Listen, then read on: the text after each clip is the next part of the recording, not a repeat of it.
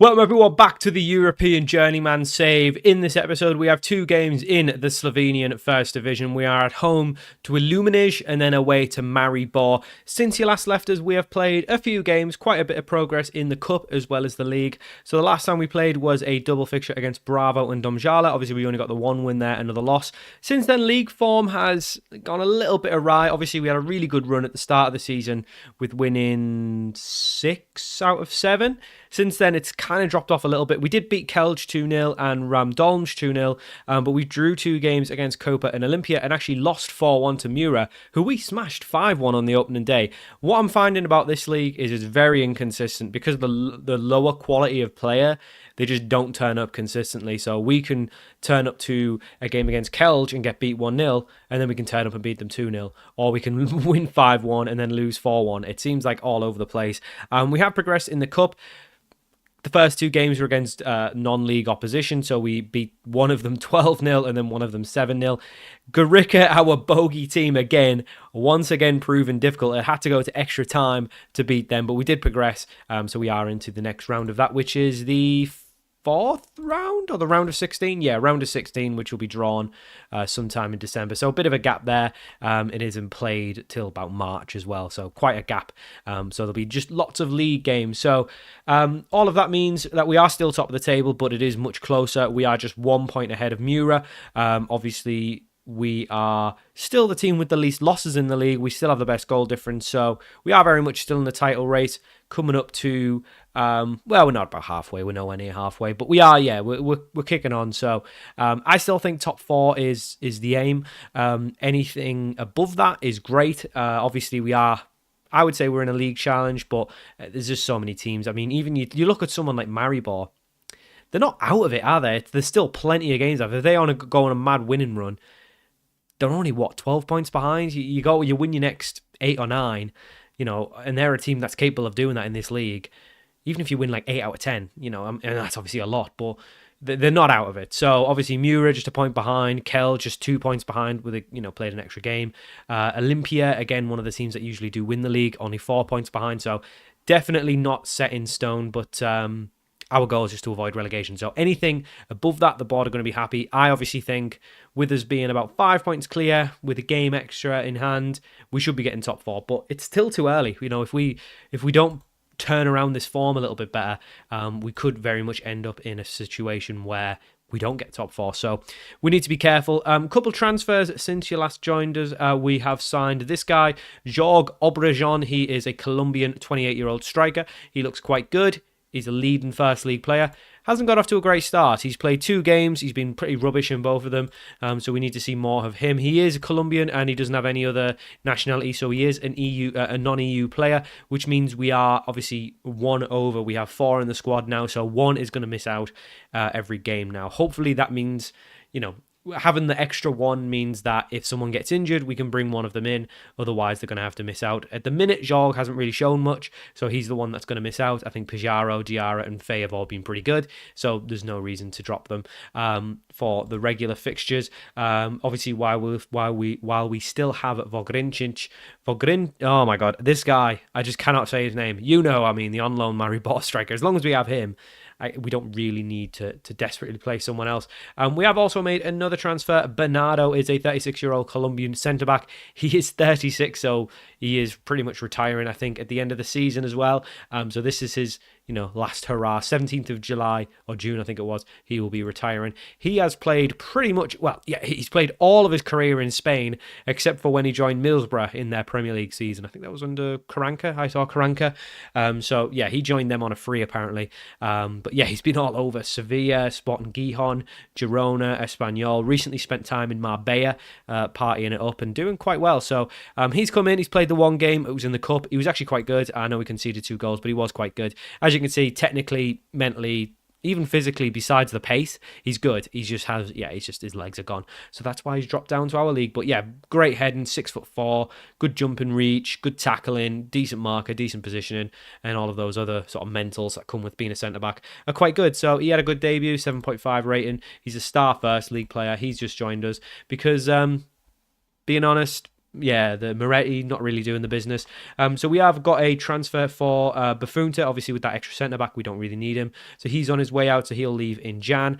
Same with Mavratic as well. He's confirmed his exit from the club. So Bernardo comes in. Moretti jumps to the bench. But we will look at the squad for the first game of the episode, which is at home to Illuminage. And this is the team we're going with. We've got Kurcija in goal, back four of Tomaskovic, Kavelj, Bernardo making his first game in front of you lot, Milicic at left back, Alison Faye and Murillo, who has started to really pick up that role quite quickly. He's looking really good. He's got 5-star potential now, and he's a leading first league player with could improve a lot. So I think we need to get him in.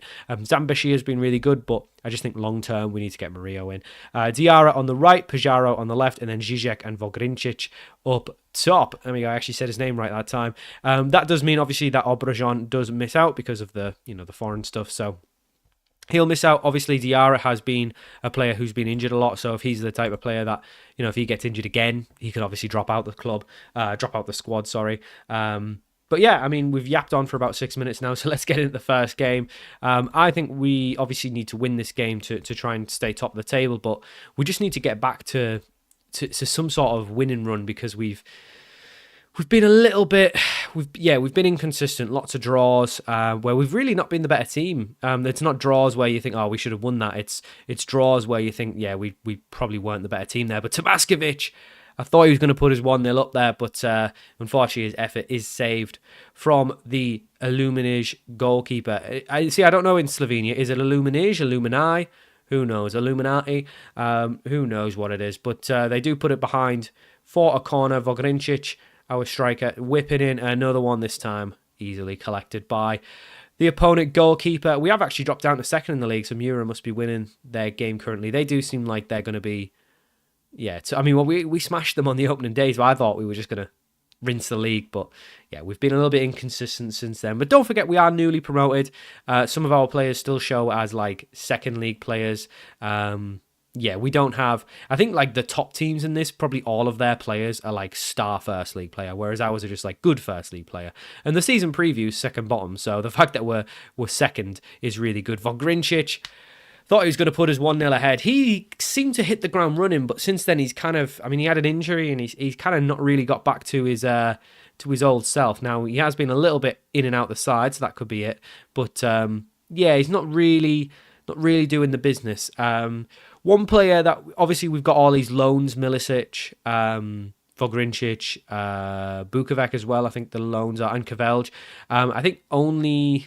Kavelj and Bukovac are till the end of the season, whereas Milicic and Vogrinčić are just till February. So obviously we need to look to renew them. Because we're doing better than Maribor, I can see them not letting us have Vogrinčić till the end of the season. And Bernardo gets his first goal of the club. That's what 16 jumping reach can do in a poor league. Great stuff. He can't run, but he can jump, and that was a brilliant, brilliant finish. Good ball in from Vogrinčić, and it does make it 1-0. And that was something I was saying, I think, in the last episode. We haven't really been scoring from corners. And I think it's just because we don't have players with good jumping reach. But now we do. We've got a 16 jumping reach in the squad, and that should be plenty good. Diarra now switched it in to Zizek, who's been probably the best striker at the club, which is weird because he wasn't that great last season, but unfortunately his effort is saved, and we will look to build up again. But I really do like the idea of playing Murillo. He doesn't seem to score as many, but I think he's going to be a good player, and I think he's got potential to where we could, but he's one of those players you could move on for like $1 million, and then your finances are all sorted. Diarra with a first time effort. I really didn't think that was going to beat the goalkeeper, but it has done. Ibrahim Diarra, who, like I say, he's been in and out of the squad purely because of injury, not because of quality. Every time he plays, he's pretty good, but he does seem to drop out there. Pajaro, I think he's only just scored his first goal of the season as well in one of those lower league cup games, so not sure why. He was top scorer last year, but he just hasn't really been scoring this season. But obviously he's been playing well anyway, lots of assists and stuff, so I'm not questioning it. It's just odd that he was such a goal scorer last season and now he's really struggling to score. But Tomaskovic plays it into Pajaro. Would you believe it? As I was saying it, he never scored. He's not scoring. He goes and scores. Jean-David Pajaro makes it 3, and this is looking very comfortable, which is good. And one thing I wanted to say was, I think a lot of the times I'm playing games off camera and I seem to win, and then we come back and I seem to lose. So I imagine, I haven't had any yet, but I could imagine there being calls of, oh, well, you're cheating in some way, your saves come in or something like that. Absolutely not. I could not care enough to do that bit, to be honest with you, but it's just, yeah, I would never do that because what's the point? Football Manager is far too easy to be having to save scum, and we're a newly promoted side and we're fighting for the league, so obviously it's not that hard. But there you go. So yeah, I would never do that, but I don't think I have ever done it. I think I might have done it once. The only times I've ever done it was when I think no, I have done it once. I remember. So it was like another save that I was just playing on my own years ago, and there's a highlight here. I was going to make a sub, and we went into a Champions League final, and I think my centre back got himself sent off after a minute, and I was just like, no, restart. I'm not having that. That was just nonsense. I think that's the only time I've ever quit a game to restart it. I've had games crash sometimes, and then I've had to replay them, but that's obviously couldn't be helped. Yeah, I think that's the only time I've ever actually restarted it, and I think it's because I just wanted to be finished with it as well. I wanted to finish the save. We will make a couple subs. Obviously, the few tired players now. We will take Kveljov. We'll bring Danutso on as well. He could do some fitness, and we'll bring Valletta on. Sorry. Yeah, we'll bring Valletta on. Don't forget we've got Shaibu on the bench, who's been really good. So we are pretty stocked in the winger department now. But obviously we just need to make changes to give people game time as well. Mura actually drawn their game, so we do actually go 4 points clear. Bravo must have scored again. I told you, I did predict it that Bravo would get themselves out the relegation zone. They do seem to be doing that. Well, they've just conceded late on. Never mind. But we've won, and that's the important thing. And that was a really good performance from us. Lots of goals. Clean sheet. Yeah, we're definitely looking better with Bernardo at the back. I think he's a big difference maker. Not too many days between our next game. Vogrincic obviously ineligible. So I guess we'll have to play Irabiso because we can't play Obregon because no one's been injured or suspended. So he is very much a player where if he doesn't get the game time, he might kick off and we might have to just let him go next season anyway. But we'll see. Hopefully he's okay with it. I don't think he's like a star player or anything. Important player. So hopefully, I mean, that is still pretty important, obviously, but hopefully it doesn't kick him off too much. But anyway, good win. And now let's go to Maribor and hopefully do the same again. So for our second game of the episode, we are away to Maribor, and this is the same team that we played in the last game. No need to change it. We won 3-0. The only change, obviously, outside of the striker, all of the team players are the same. Irabiso comes in because obviously Vogrincic is ineligible because he's on loan from Maribor, so he misses out. Obregon we can't fit in again because we've only got 3 non-EU players. You could play Shaibu and take Diarra out, but I like Diarra. He's been really progressing as well, so we definitely want to keep him. Probably want to be getting him a new deal. I didn't realise we only had him on a year deal. Well, let's go and make him a new deal right now in front of your eyes. I didn't realise he was only in till the end of the season, and we definitely want to keep him. Well, he doesn't want crazy wages, so that's good. Release clause. I mean, we can't. Yeah. All right. New deal. Done. All right. Cool. Oh, we need an under-21 player. That is my mistake. Right, well, I guess we put Bukovac in then. We put Bukovac in. Not really too much of a downgrade on Tomaskovic. I forgot to mention, there was a couple of players we've renewed contracts for. I can't remember exactly who it was. But basically everyone that was at 2026. I must have missed Diarra. I'm actually looking. There's quite a few. I need to review this because there's quite a few players whose contracts end in 2026. I think a few of them I was unsure on. Like, do we really want to renew Zizek? But I think, yeah, he's made the step up now. Now would be the time where we're getting close to December where I'll start to do it because we obviously don't want to get any clubs coming in, snapping them up. I do think we'll probably replace them in the summer anyway if we can find better options. But obviously we do have league rules that we have to abide by, so it's worth definitely keeping the Slovenian boys. Someone like Moretti, I suppose if we probably do need to keep him because we've got a 36-year-old who's retiring and then the other centre-backs alone, so we definitely need at least one going into next season. So yeah, and the season starts pretty early in Slovenia, so you don't get a huge amount of time. Irabiso plays it to Pajaro though, switches it to Zizek. oh, we've got to give him a new contract. I think he looked onside. Linesman didn't raise his flag, but I've noticed that's not that. I used to think if the linesman raised his flag, it was definitely offside, and the VAR would definitely say it was offside. And then if they keep it down, the VAR would definitely say it wasn't it was onside. But I've actually seen it where the linesman kept his flag down and it was offside. So maybe that was just a one-off, but I've definitely seen it. But a good start there. Pajaro seems to be playing a bit better now, which is really good. And we go 1-0 up, and Maribor are struggling. Again, I think they're usually a team that would be in a title race, but they are down in 7th. So I was saying that they're probably not out of a title race, but it's probably more top 4 is like what they could aim for now. I think 15 points behind. Yeah, it's starting to seem quite the gap. That's obviously if we win this game, though. If obviously they turn it around, that gap is closed significantly. 3 points less to us, 3 points to them. Yeah, big change. Murillo down to Pajaro. Does really well to win it back. And he gets himself a goal. It's 2-2 for the man who apparently can't score, I said. He's starting to find his feet. He's starting to find his goal-scoring shoes. His goal-scoring shoes? His goal-scoring boot, I think? I can't remember the saying. I think it's shooting boots. There we go.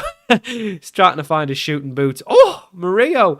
Thought he'd smashed one from a free kick. I thought it was a bit too far out, a bit of a weird angle, but it was a good effort. Hit the bar, and unfortunately the Maribor keeper did save it. But great effort from Murillo, who now that I think he's learned the position a bit better, does seem to be doing quite well. But we are playing well today in this episode, which is really good, and I think we've started to look more like a team that could win the title. Obviously, we've had, like I say, a little bit of a fall off in terms of form. Not necessarily lots of losses, but just a lot of draws. But we've been doing well. We will make a change. We'll bring Dosis on for Faye, just due to the injury, and we'll also bring Tomaskovic on. Sorry, not the injury. The yellow card. We'll also bring Tomaskovic on. Again, that under 21 rule is only for the starting 11. Once the game kicks off, you can just